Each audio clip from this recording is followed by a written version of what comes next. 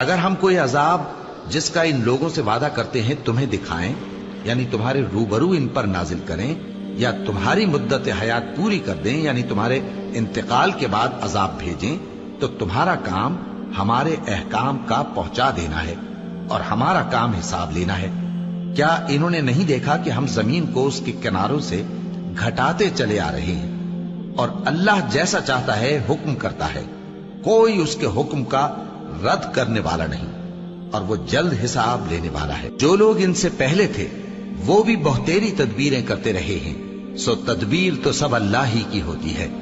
ہر شخص جو کچھ کر رہا ہے اللہ اسے جانتا ہے،